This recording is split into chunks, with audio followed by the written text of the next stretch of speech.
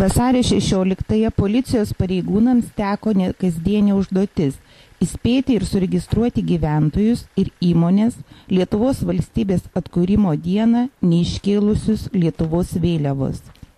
Neiškėlę vėliavos gyventojai ar įmonių administracijų vadovai padaro Lietuvos valstybės vėliavos iškėlimo tvarkos pažeidimą, už kurį numatyta atsakomybė.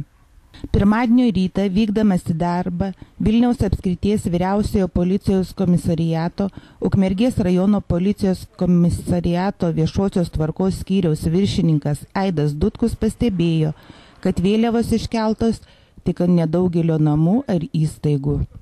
Po pietų situacijai nepagerėjus buvo nuspręsta imtis prevencinės priemonės, įspėti gyventojus apie daromą pažeidimą. Vienas policijos patrulių ekipažas, susidedantis iš 3 policininkų, važiavo pagrindinėmis miesto gatvėmis ir užsirašinėjo pastatų adresus, prie kurių nėra iškeltos valstybinės vėliavos. Jei gyventojus pavykdavo rasti namuose, jiems būdavo ateikiama atmintinė apie valstybės vėliavos kėlimo tvarką ir datas. Taip pat jiems buvo surašoma pažyma dėl įvykusio prevencinio pokalbio. Šio namo savininkė. Taip.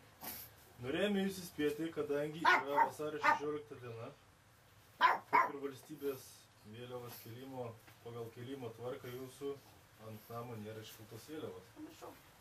Tai va, čia bus tik tai įspėjimas, jums teks čia pasirašyti ir kitą kartą ateinančią šventę bus kovo 11. Jeigu pas jūs nebus iškelta vėliava, automatiškai jums bus dedama bauda.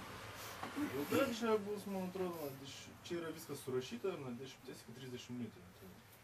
Čia vaduosim jums pasiskaityti. Nepamirškite nuvažiuoti į Gėlių rajoną.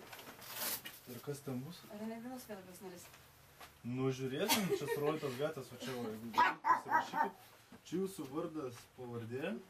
Jei per sekančią vėliavos kėlimo datą, kovo 11-ąją, ant šių namų nebus iškeltos vėliavos, jie bus baudžiami piniginėmis baudomis iki 30 litų.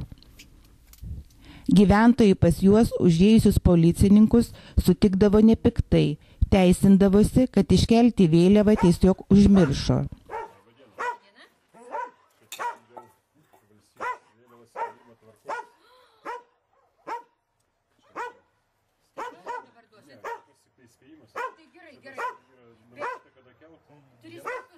Bet mes gal net tuo metu iškeliam.